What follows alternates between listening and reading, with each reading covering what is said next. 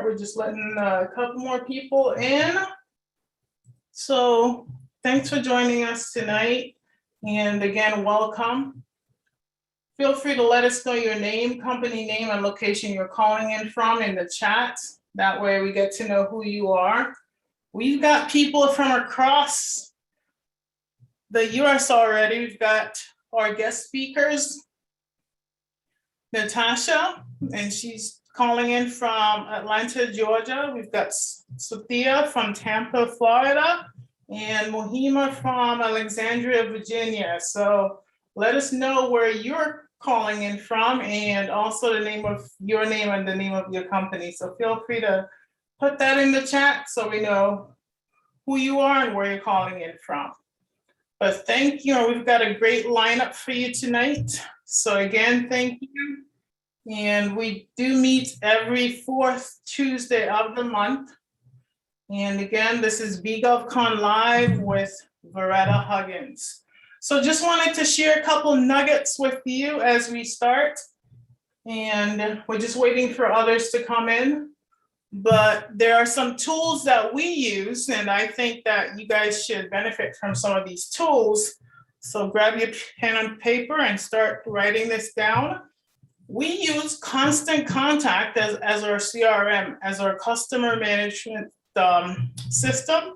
And that's where we keep a list of everyone's information, all your data, all our subscribers' data. It's a really good tool for us to do marketing with. So we create a lot of the marketing things that you get in your inbox from us. Those are normally coming through Constant Contact. So if you have to do some marketing and you're wondering what's one of the great tools out there, that's what we use is Constant Contact.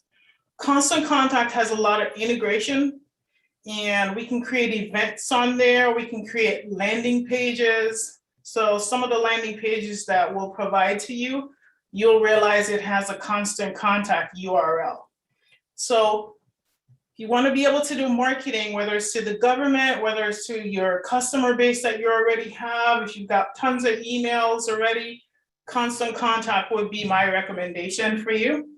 And again, it integrates a lot with different other software. We use Stripe, and I know there are other tools out there for processing payments. And I can tell you it's quick, it's easy, and because it integrates with a lot of software, it integrates with Constant Contact. It also integrates with Calendly. So if you're always on the go, you always have to be scheduling meetings and you're not sure, hey, I'm tired of doing the back and forth trying to figure out what is a good time for me and also for the person that you're scheduling that meeting with. Calendly would be my choice. And you can Google all these different words that I'm giving you, but Calendly is my choice for just setting up quick meetings, and you can set it up. You could set up questions if you had to sign up for this event. You use Calendly to be able to do that. So it's a great tool. I would highly recommend it. So again, any of these tools that I'm telling you about, feel free to go and be able to find them on the web and be able to start seeing which package will be best for you. So we meet a lot. We've met with international clients and US-based clients, also with government clients. And one of the things that sets us apart is that we're always using innovative technology to do what we're doing. So for our services, I'm always looking for the latest and greatest things. One of the reasons why I go a lot to these conferences is I'm trying to figure out what is the newest thing out there on the market and it's not only for me, it's for my clients, it's for my customers, it's for you to be able to give you a better experience with us. And I will tell you, if you guys are still using Excel, Varetta told you not to, okay? We use a tool called Monday.com. And if you've got tons and tons and tons of Excel spreadsheet, you've got your accounting in Excel, you've got all your list of names in Excel, you've got all these different things that you do in Excel, Monday is a tool I highly recommend. We do everything in Monday. And I can tell you, we're still get lots of other companies that come to us with new software. They want us to try it out. We're trying out several training software right now that people are coming to us. They're new on the market and they're like, hey, Varetta, want you to be able to use this, see how you're using it for what you guys are doing, and let us know your experience. So we're working with several other companies on training software that they want to put out on the market. And so they're coming to us. We also do project management software. So we've got, don't know if you guys heard of it, Rike is a new tool that I'm in talks with them. I've actually helped someone to get a job with Rike. So it's different tools that are out there. What we do is we test out these tools and we're able to now tell others, hey, these are great tools to use, go use them. And it helps make your life better. Now, my degree is in IT, is in computer science. So I'm all about software engineering.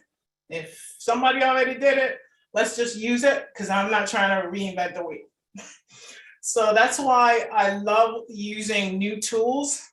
And the latest for us, we do our accounting, our scheduling, our contract management, or acquisition management, or HR, or keeping even CRM. We do where we're keeping the contact list. All of that we can do in Monday.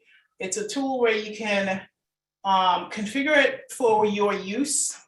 And there are different boards that you can use to be able to do that. Doesn't require you to have computer science degree, I will tell you that. It's very simple. You can do a drag and drop. It has a Kanban board function where you can look at it in the Kanban board view. You could also do a timeline view. You could do a tables view. So it has all these different views. And I can tell you, thanks Natasha for sending that out.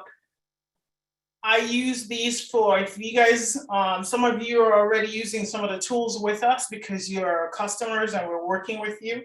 And we've gotten feedback all the way back to Afghanistan and Japan that, hey, Varetta, love these tools you guys are using. So we've also gotten feedback from some of our federal clients with some of the work that we're doing in a contract management perspective, and they love these tools. So wanted to share those tips with you on what is the latest tools that we're using so that you can have access to that. Hope that was helpful to you. And every time we do this, we're going to share different things that are out there that we know would be able to help you in your journey as a small business owner.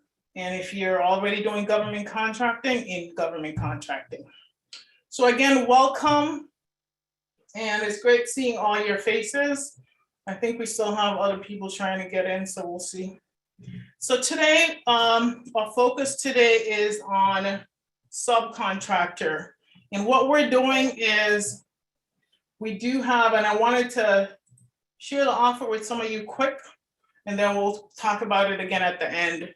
So tonight I'm making a different offer. So this is business coaching. And I'm coupling it with what's called our government contracting coaching. So you're getting help with your business, bringing your business up, increasing your leads, and to be able to increase your revenue. And this is a new program that I'm working with some other folks on, some other business coaches on, and they brought it to me and I was like, oh, great.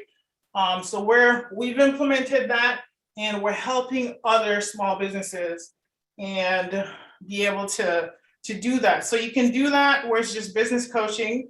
What we're doing here with an offer is we're creating an offer where you can get both. So it's just getting business coaching and also getting government contracting coaching. Never offered this before, so this is brand new. So we'll talk about it later on, but I just wanted you to know that's something that we're definitely offering tonight. Okay, so still got people coming in, so just wanted everyone to know. All right, so we're gonna start now with our panel. And I'm gonna introduce everyone. And then we're gonna go from there. So our first panelist we have is Natasha Davis. And Natasha is the Chief Brand Strategist and CEO for Impact Branding Consulting. Natasha is based in Atlanta, Georgia. And Natasha came to us for similar to some of these sessions that we do across the US. And when she came to us, she's got tons of energy. And she's become part of our, not only a customer, but also a partner with us. And I can tell you, this lady's going places. She's very serious about her company, very serious about government contracting. And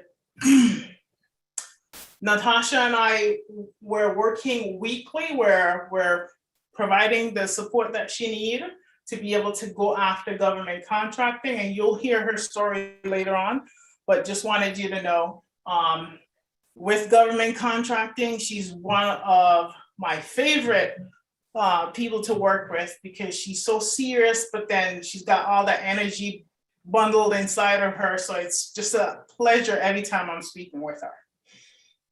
So Natasha, I'm gonna just, and again, we still have people coming in. Mm-hmm. If you can just give us your 2-minute pitch. Yes, absolutely. Well, thanks again, Varetta, for having me here. So I am Natasha E. Davis, Chief Brand Strategist and CEO of Impact Branding Consulting. We're headquartered here in Atlanta, Georgia. And what we do is we provide end-to-end brand strategy, strategic planning, and training and development, not only to private companies such as healthcare and also service professionals, but also to government agencies. Awesome. Thank you, Natasha. Next up is Mohema Rahman, and Mohema is CEO of IR Consulting.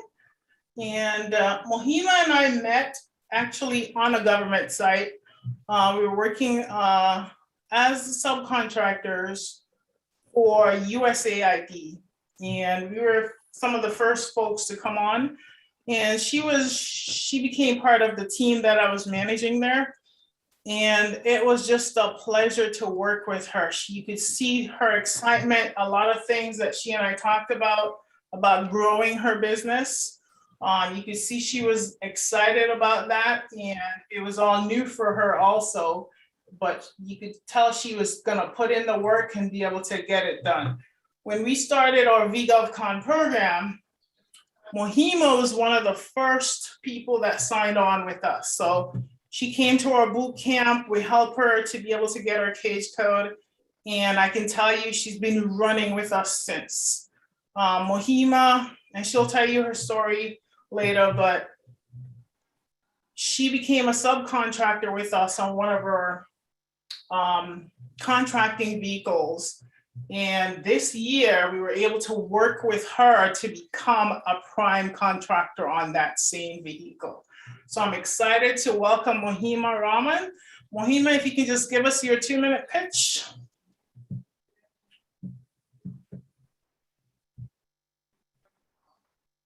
Just unmute, Mohema. You there? Hi, can you guys hear me okay? Yeah. Oh, okay. All right, sorry, I had audio problem. Hi, everyone. My name is Mohema and Varetta. Thank you so much for having me, and it's a pleasure working with you. So I am from Bangladesh, but I grew up in Arlington, Virginia, and I graduated from George Mason University with a degree in information technology and marketing. So I'm a subject matter expert in the quality assurance area. So anything related to testing, 508, or just testing in general and quality assurance, that's me. So my company, which is IR Consulting, we specialize in that. And I'm a certified Scrum Master, Agile methodology, and also I'm a certified trusted Section 508 trusted tester. And I'm currently pursuing my PMP, and I have a lot of hobbies. I like to read the financial news, and I'm also an active trader, so I spend a lot of time trading. And I'm a mom, and I'm a soccer mom actually, and I take my son plays on the sports team called I9 Sports for little kids, so that's also my passion. So that's a little bit about me. Awesome. So if you guys think that I'm always doing something, you see what's going on with Mohema. She is busy as a bee. All right, our next speaker is Sathya Sankarasubu. And if you've ever heard me speak or heard one of my videos on YouTube where I talk about story, and in my story I talk about going through some stuff with government contracting and felt like giving up. And then a friend called me, a colleague of mine called me and was like, hey, I need help with getting my company set up and getting things set up. That was Sathya. I didn't call his name. I've never called his name before, but I want you to know it's Sathya I'm talking about in those stories. Sathya and I met at NOAA's National Weather Service. We were some of the first consultants that were hired for a multi-million-dollar contract that Raytheon had won and some other companies had won. And he was hired as one of the software experts. And we bonded quickly because I already knew the tools and the systems there. And with that, since then we had started a company together and we got out of that. And then since then we both started our own companies. So Sathya has been in government contracting for a while. And that's one of the reasons we wanted to hear from him tonight. And he was in the Maryland area and then he moved down to Tampa, Florida. So Sathya, if you could just give us your 2-minute pitch. Yeah, good afternoon all. Thank you, Varetta, for having me in this V-GovCon live. Hi, hello all. I'm Sathya and I'm the director and owner of 4iApp Solutions LLC. We have this company formed in 2008 and we are a Oracle Platinum partner with offices in US, Canada, Asia, and in Europe. And we are predominantly Oracle partner of the highest level with strong consulting experience in cloud ERP solutions across multiple industry verticals. And also we are a silver partner, Salesforce silver partner. And we predominantly work with clients who are looking for a upgrade or implementation or support services in the Oracle space or Salesforce, and where they wanted to migrate from on-premise to cloud. So we are pretty much a big Oracle shop and also into the Salesforce, and also we resell the licenses for Oracle Cloud, Google, and Amazon Web Services, to name a few. Thank you. Awesome. So as you can see on our panel today, we've got companies represented that do services in Oracle, to quality assurance, to branding and strategy planning. So thank you all. And so now I'm going to just ask the panel different questions and they're just going to provide their answers to us. So we'll start with your first subcontract. So when did you receive your first subcontract and what actions did you take to obtain it? And so we'll start with Natasha. Oh, sure. So my very first subcontract opportunity emerged about 12 years ago. And that contract was with the state of Georgia here, but it was with DeKalb County. And I was brought in to provide training services to DeKalb County. Well, the opportunity emerged and came to me by way of another government contractor who was the prime. And so they asked me to be a subcontractor. And I honestly, I was a newbie. I was very new into the government space as a subcontractor, everything. And I attended the pre-bid meeting so I can get an understanding of everything, did some networking, but I also found out that I needed to have certain things in place in order to be an effective and also a valuable subcontractor. And so a lot of the things I did was making sure that the structure of my company was ready for every and any opportunity. And basically those things that I did was making sure that I had infrastructure, I had the technology, I had the processes in place. I had to have my CAPE statement You had to have my DUNS number and my cage code, had to have all of these things, had to actually be a registered business, with an EIN number. I couldn't just say I was a business, had to be registered with the state and be either an LLC or S Corp, whichever. And so those things are really important. And most importantly was making sure, and I knew how to do this from business development, but this was even more important. I had to make sure that I had my finances together because I had to produce those financials. I had to show that my company wasn't hanging on by a thread, because otherwise that's when companies don't, contracts don't want to be awarded to you if you're hanging on by a thread or if you're in the red or you don't manage your books well. And so those are the things that I had to do. And so becoming a subcontractor, that was about 12 years ago, it really was a paradigm shift, being able to manage as a subcontractor and grooming so you can take on more responsibilities. Awesome. So you heard in her speech where she kind of laid the groundwork for you. If you want to be able to start going into government contracting, there are things you have to start getting ready with your company, getting that EIN, that DUNS number, that cage code, and also making sure your books are in order, your accounting is right. So last session, we talked about pricing your proposal. We had Graham on and he provided some great nuggets on how to get your fully burdened rate. Those are things that you need as a subcontractor, but they become more important when you become a prime. Mohema will let you answer the same question. So when did you receive your first subcontract and what actions did you take to obtain it? Okay, so I got my first subcontracting in with DHS. I was a prime to a CS. I was working with the CSC as with the prime, but then I met a recruiter who talked to me about subcontracting with them. So I went ahead and changed. And at that time, I was really new. I knew nothing about it. So I just became a subcontractor through the sub, through the sub of a sub. So and that was it. So it wasn't. I didn't know anything. So my first subcontracting, I just converted from W-2, and I had a company, but didn't have cage code, and those things came later on because I didn't know anything about it, and that you had to know. It wasn't until I met Varetta that I got those in place, and then she assisted me with those things.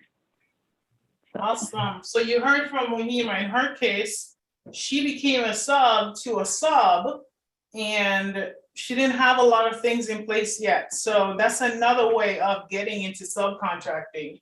You don't have to have a cage code yet. You can get a subcontract. You can put your resume out there, talk to that recruiter, and make sure when you're doing that you're doing a 1099 or what's called a corp to corp, so that the past performance is going onto your company. So that was a great example of that. Sathya, we're asking you the same question. Yeah, 4iApps received the first subcontract in the private sector in 2008, and we got that by reaching out to one of our partners with the opportunity to implement the Oracle suite of applications for a major finance client based out of Dubai in the Middle East.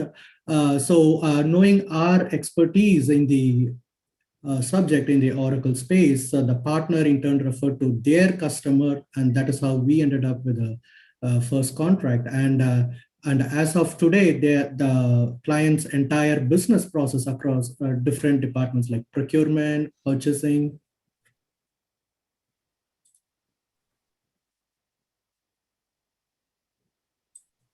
Okay.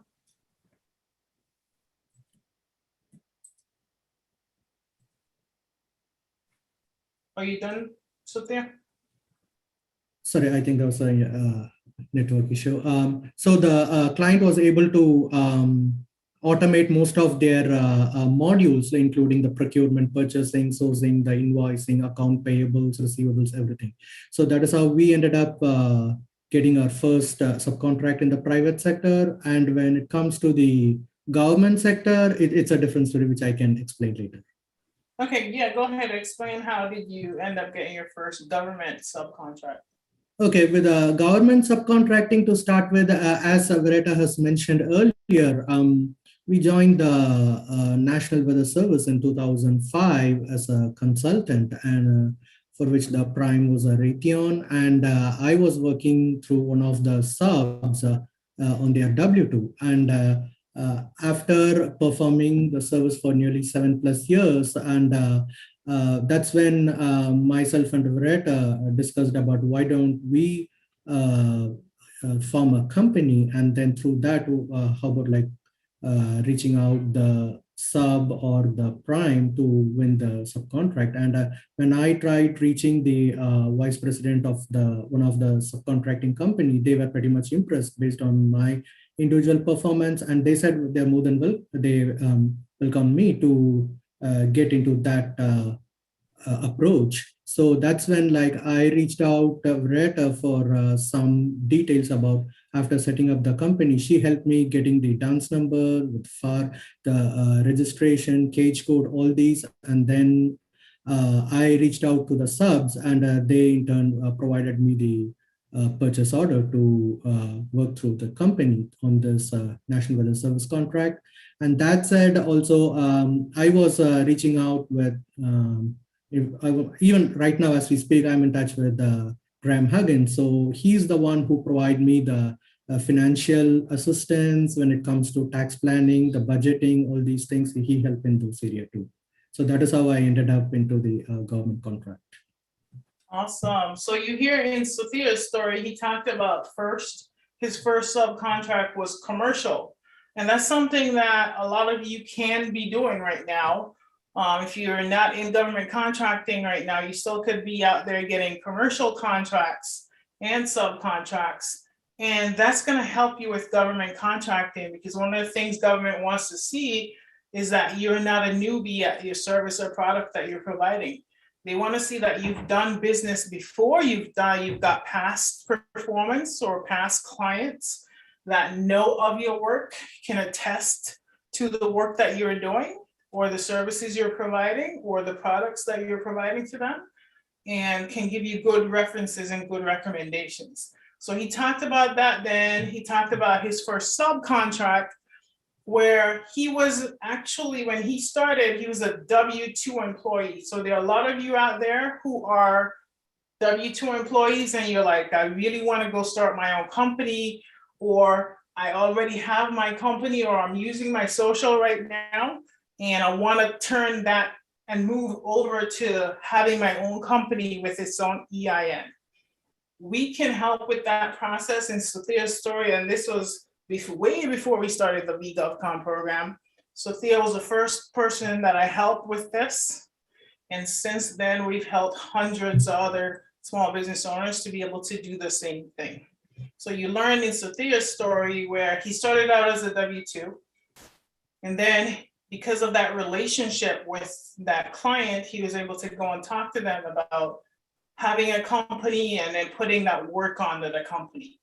That is what you want to do in government contracting, because past performance is gold. Okay, past performance is gold in government contracting. You're not going to get past performance if you're a W-2 employee of another company. You have to either be a W-2 employee of your company or just be the owner and being able to pay yourself from under your company. At the end of the day, your company has to get paid for you doing the work on that contract or subcontract. So I hope that made sense to you, but great stories there. Moving on to the next question. So you guys talked about having a company, starting your company, getting your subcontracts. So one of the things that a lot of my audience, they're still struggling with is the costing piece of it. So how did you determine the rates that you use as a subcontractor? And we'll start with Sathya first. Okay, when it comes to determining the rates, we do a very careful analysis on various aspects that includes the scope of work, the time frame which it is going to take, then the consultant allocation, and whether it is going to be on-site or off-site or like a hybrid model. And also it also being decided based on the geography, whether it's in the West Coast or in the East Coast. So that also plays a role there. And also we take into consideration the overheads.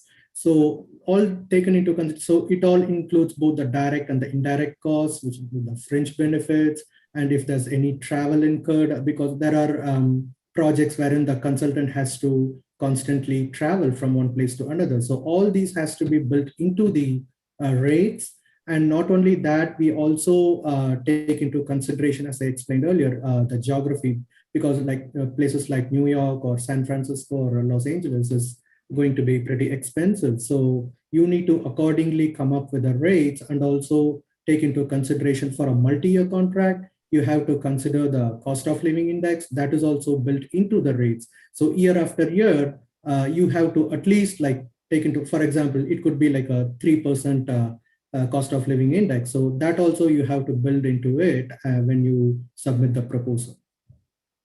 I hope that answers the question. All right, thank you for that, Natasha.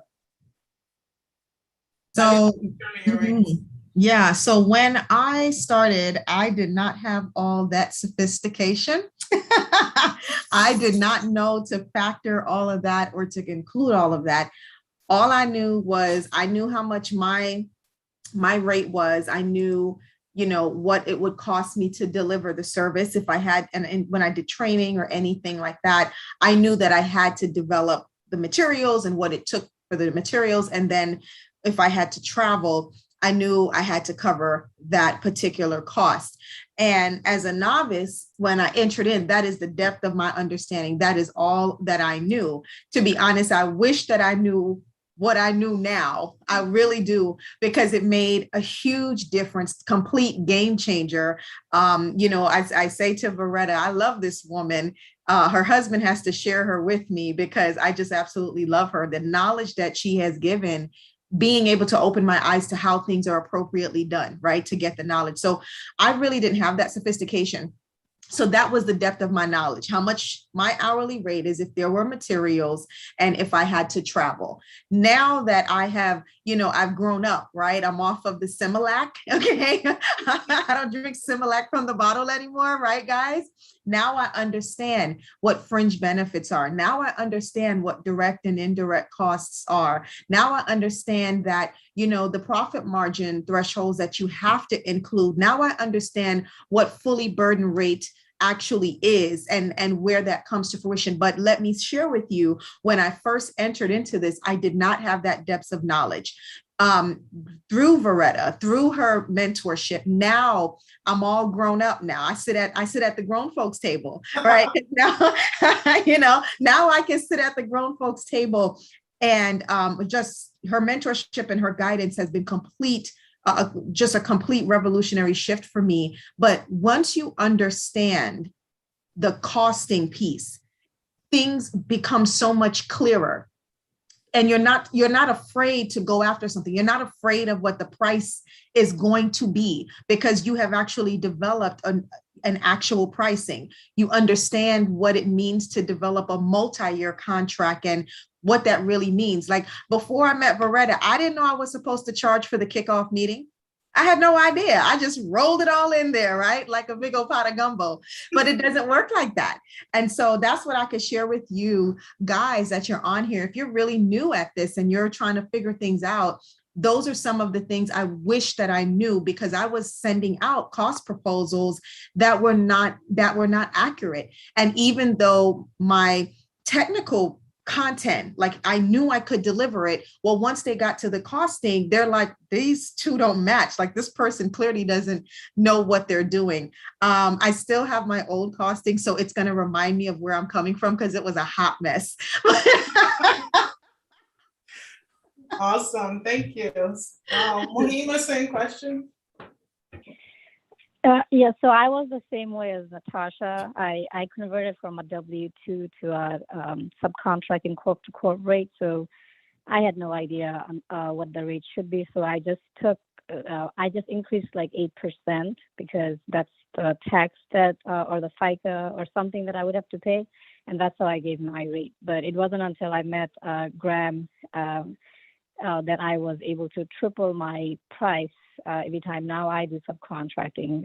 My rate has tripled because anytime I need a subcontracting rate, I ask Graham, which is great advice company, that what should the rate be for this particular code or like the billet. So he gives me that.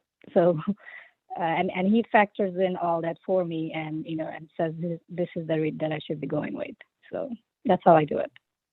Awesome. So in all those speeches, you heard different views on where they are today compared to where they started. Some started as W-2 and then converted over to 1099. But they all knew that when they started, they had to have a price that was including other factors. So some of them didn't know that in the beginning and they figured it out. Sathya, in the beginning, he had Graham. Part of what the package that he got when he started being the first with us is he was able to tap into Graham, and Graham and I would speak about different things, and that's how he would provide the consultation to Sophia on what he needed to do for his pricing. So he got that up front. He was able to have a financial consultant with him when he was making these decisions. In Natasha and Mohema's case, when they started, they didn't know much, and they included what they knew they were supposed to include it. And that's how much they were getting paid, if they were traveling, materials, that kind of stuff. Since then, they have learned they had to have that fully burdened rate. And that was the discussion that we had the last time. You have to include your overhead, you have to include your fringe benefits, you have to include your G&A, things you're already doing today. And then don't forget that profit. So awesome, thanks for answering that question. Next question is, what is one thing you know now that you wish you knew when you obtained your first government subcontract or contract? So what is one thing you wish you knew now when you obtained your first government subcontract? So we'll start with Mohema on this one. So for me, it was the resources, meaning I have a lot of good resources on my hand that I used to just give away to companies and recruiters because I just gave it to them. But now I know that if you were to give your resources that they should be going through your company, not just handing them off. So that's something I wish I knew. And if I knew at that time, I would have had subcontracting and experience under my company long ago. Before I didn't know that. So if you guys have good resources or a network, you should always send them through your company instead of just handing them over and saying, here you go, this is my resource, you can have them. That's one thing. The other one is the pricing. It really helps to have someone professionally, do all that math for you, and instead of you having to figure all that out, having someone to say, and having an accountant. And so now that I have it, I'm glad I don't have to do all the stressful thinking, and I can just go with that. And definitely having a mentor who can guide you, and like if you have any questions on what should I talk about or what should I do, and Varetta is very good at at that. She's good at guiding you, and if you have any questions, I call her up anytime and she helps. So I didn't have that before, so thank you. Awesome. Sophia, you're up on this question. Right. We have done several subcontracting, especially in the private sector, and we were introduced by the partner whose primary focus is into license reselling, and we were introduced as a implementation partner, meaning that we will do the technical aspect of the project. In those cases, what happened is the contract was between the client and the license reseller, but we as an implementation partner wasn't included, as there was no tri-party agreement. So when it comes to setting up the deadlines for the project, we weren't really exposed to the client. That's where, like, when it comes to the delivery, we really had many challenges because the team, the company that does the license reselling, they don't know much about the technical aspect.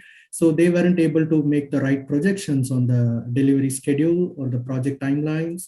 So there were like many challenges that we need to handle during the multiple portions of the project. And from that point on, we made sure that there exists a tri-party agreement. In that way, we will be able to directly interact with the client when it comes to anything to do with the delivery or time frame or the tools that we need or any kind of licenses that we may need to take up the development tasks. Awesome. So Natasha, same question. What is one thing you know now that you wish you knew when you obtained your first government subcontract? First of all, that one thing is bothering me. I'm gonna need to give out 20 things, get my life right. But in the interest of time, Sathya and Mohema have mentioned so many really important things. And so I don't want to restate what was said, but all of those things that Sathya and Mohema said, but also one of the things I really wish that I had this ability, this knowledge, this know-how was to market to the government. How to market to the government, how to ask for the meeting, how to reach out, and understanding the inner workings of what it looks like to do business with the government.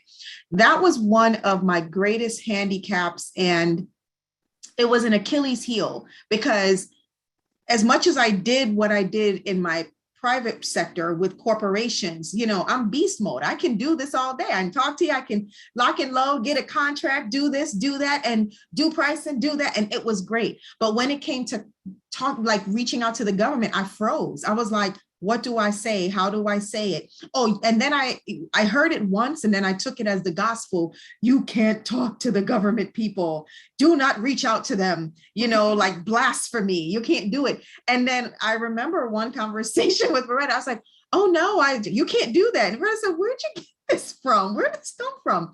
So I really wish that I understood the dynamics of how to market to the government, how to properly market to agencies, how to properly, and this one is really pivotal, how to do the market research in order to market to the government. When I tell you, completely changed it. You can't stop me now. Like I am like a jet, I'm just going. So it's those little things, what Mohema said, what Sathya said, all of those things together, which are true for me as well. But the marketing to the government, that's huge. I would have been much further along because my previous company, I had over 8 certifications.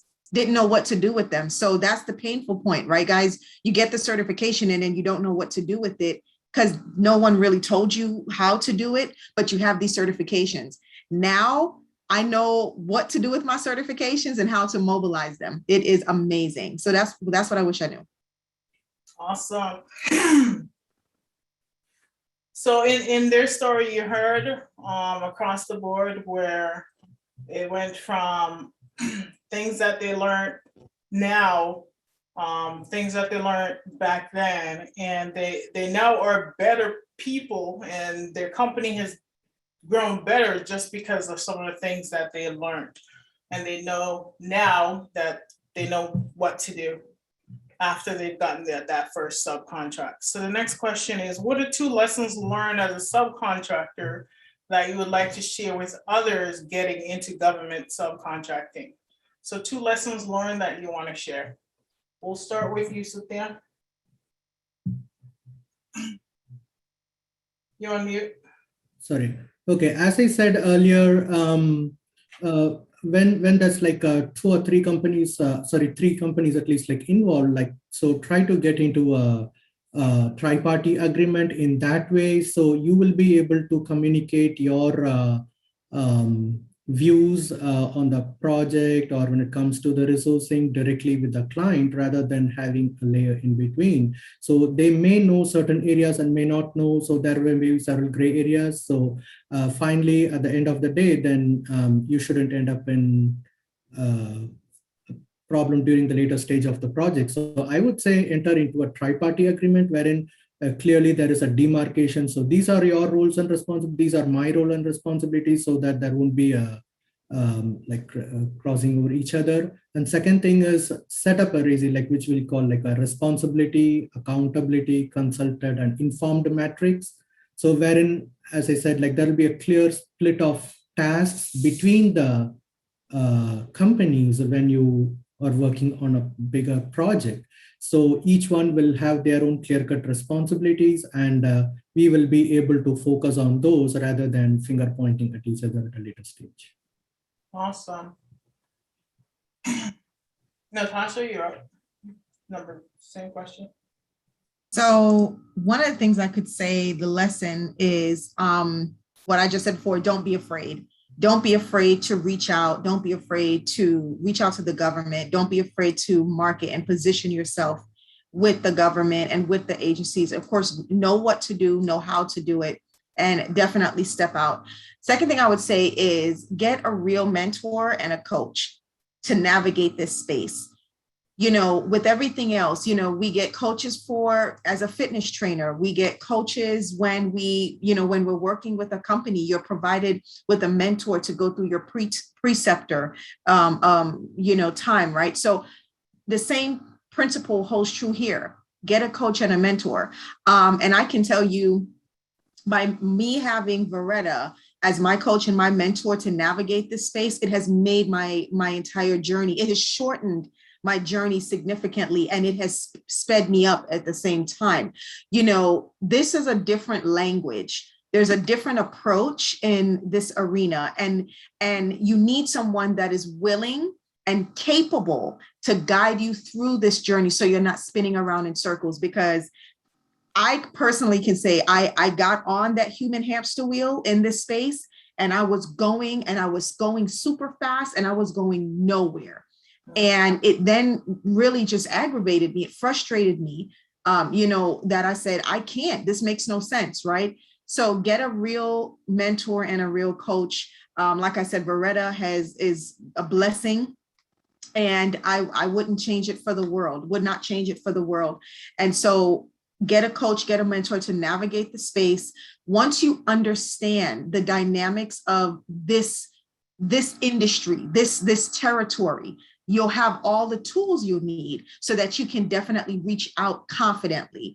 And then when you do lean in, like Sathya said, when you find yourself in a space where you have to do partnerships or joint ventures, you won't be vulnerable and you won't be taken advantage of, right? When you realize that someone is asking you for your resources, like Mohema said, wait a second, like this is like something good. I need to factor this in and build something towards it. So those are the lessons that I would say. There's many other lessons, but most important to get someone to help you navigate through this space, because it is a different language. It's a different approach, new world. Awesome. Mohema, same question. Yeah, similar to what Natasha says, that this is a very competitive market. So government contracting, it's not easy. It definitely helps to have a mentor. So having that a mentor to guide you and navigate this market really, really helps, and it puts you ahead of you know, if you do it by yourself. So that's one. And second, having a good relationship with your client, your government clients, not just the company that you work for. Having a good relationship with the client, knowing who's the core, knowing, you know, who needs to buy business, and having, you know, talking to them and mentioning that you have a company that can provide that service, you know, on the side.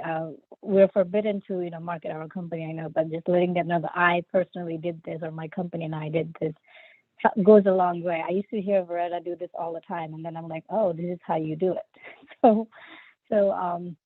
So that helps. And then asking for past performance. Anytime you do any work, you should ask for a past performance at the end, either when you're on it or when you're leaving, ask for a past performance. So that's all. Awesome. All right, last question I have here. What are some things you are putting in place now to be able to go after prime opportunities? We're going to start with you, Mohema. Yeah, so definitely keeping my SAMS profile updated, and then getting to know the core, then having a relationship with them, and also Right now, I started as a subcontracting with FAA, and in Varetta helped with that, and now I'm doing prime contracting with the same place where I was a sub through Varetta's company. So I'm putting that in place. Awesome. All right, Sophia, same question. Unmute. We are planning to increase our presence, the footprint across the US to go after different prime opportunities. One thing is by hiring the experienced professionals. Another one is we also wanted to expand the sales team, which comprises of both pre-sales as well as the field sales. Field sales definitely makes a big difference when you try to reach out the client and directly talk face to face and do the presentations. So we are also in the process of expanding the sales team across multiple domains and regions. And also when you take like a team, like try to divide the team in such a way that each one will focus on a different region rather than having everyone focus on the same region. Another thing we are doing is to also achieve company level certifications like ISO certifications. In that way, we will be able to get into the contracts wherein, like, so we will be able to showcase our expertise in specific areas. Thank you. Awesome. Natasha, same question. So I am actively and very diligently marketing to my agencies, the target agencies, those who I want to do business with. So I'm definitely doing that. And I actually have a strategy. You know, prior to my life with Varetta, I didn't really have a strategy, right? And that's weird coming from someone who's a strategist, but I didn't understand it.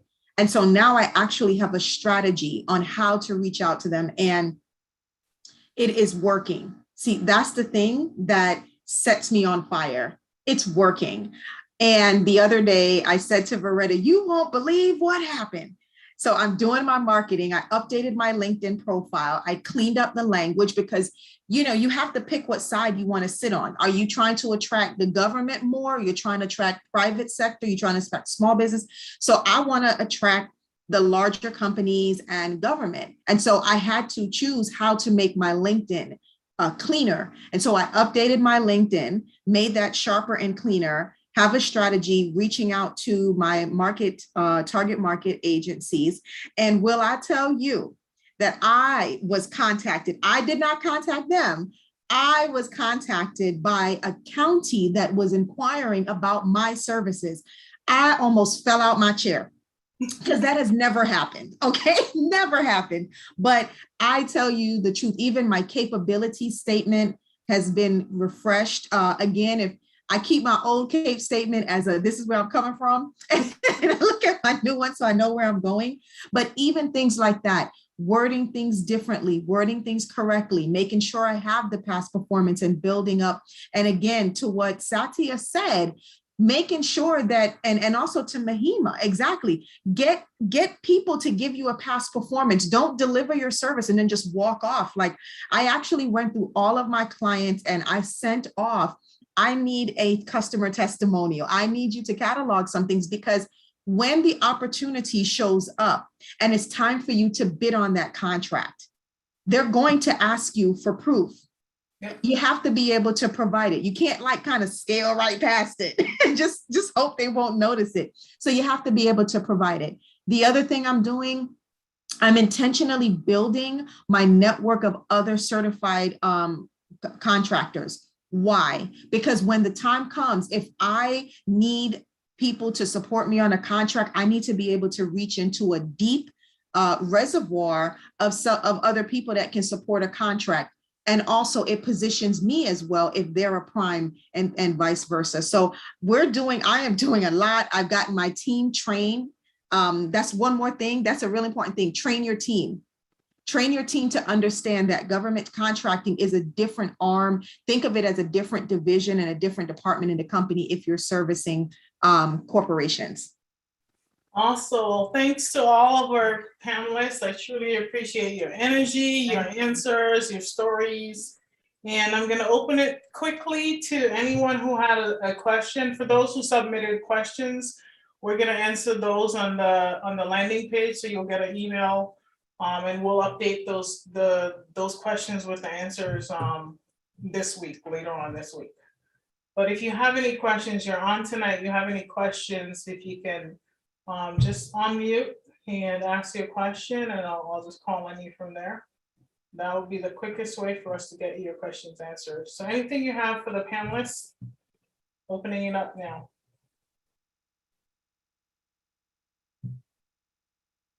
And Shaniqua, I saw your question. I hope that was answered earlier. Yes, it was. Thank you. I just wanted to say thank you all to all the panelists this evening. Very thoughtful, intentional, and great feedback and testimonies from you. And all three of you gave me life this evening. So thank you for bringing this to us, Varetta. Awesome. Thanks, Shaniqua. Anyone else? Questions, comments?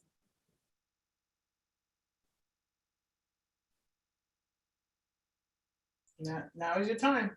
Yes, good evening, Ms. Varetta, and hello to all the panelists. I do have a quick question, but it's in regards to the screen that you had up when you first came on. There's a class, or there's something that you were offering when you first got on. And yeah, that is right there. I needed that link right there. Okay, so you'll get an email. I think it's about 30 minutes after, based on the automated emails. You'll get this in an email. Okay. But there it is, if you want to take a quick snapshot. I'm also gonna put it in the chat, the link in the chat. I really do appreciate it. Thank you. And thank you all for all that great information that you gave. All right, thanks, Malachi. I do have a quick question. This is Shaniqua again. Are there any resources in terms of like looking for bids, any tools outside of Beta SAM that you guys recommend for looking for sub opportunities? Great question. Any of the panelists want to take that? I'll share my experience. I'll be honest. One of the most, and you know, others may have a different perspective. One of the most effective and efficient ways that I have found to be good use of my time is I focus on the agencies in which I'm marketing to. I sign up with them and I'm registered with them. And so therefore, when there are opportunities, it comes straight to my inbox. I don't have to go hunting and tracking down. So I still use my beta.sam.gov, but I also look at the agencies in which I am looking to do business with, and the departments in which I'm looking to do business with, and I narrow my focus, and that's where I go. As I mentioned before, I was a human hamster on the wheel. I was all over the place and had no strategy. There are a ton of tools out there, but for me personally, I don't know, this may be different for others, those were not as effective. I've even paid for platforms to send me contracts, and it was a waste of energy and time for me. So that's what I can offer. Know the agencies you're going to target and that who you want to do business with. Sign up with them. You're going to get the information to your inbox, but also you have a laser focus. Those are the only agencies you're paying attention to right now. So you'll go there and look for the opportunities. That was awesome. That's exactly what I would have said. Anyone else? Did that answer your question?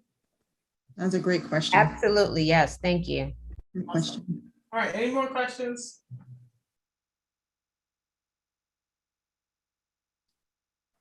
Well, either we gave them so much Varetta that their brain is exploding, or we answered every single question that they had. Sathya and Mohema, that's what we gave them, everything they needed. Awesome, guys. So again, I'm showing this again. One of my coaches told me, make sure you show them an offer before. That way, if they have to leave early, they know that it's coming. So that's why I did it earlier. But this offer, what I'm doing is I'm giving you a business coach and also a GovCon coach. So if you only want to focus on growing your business with getting more leads, marketing, increasing your revenue, we can help you with that. And we've got lots of different training modules, different things that can help you, videos that can help you with that. We also have different software tools that we can work with you on to be able to help you look at what your revenue is right now and be able to provide some things that you need to do and put in place goals and different things to be able to get that additional revenue that you're looking for. On the government contracting side, so we're also offering you the government contracting success program as a bonus with this. So you just sign up with the business coaching and we'll meet with you and start looking at where you are on the government contracting life cycle and be able to help you with the roadmap and get you to where you need to be. So, and again, that offer will be coming in an email. So you'll have the actual link, but I also added the link here to the V-GovCon site landing page and also to the offer.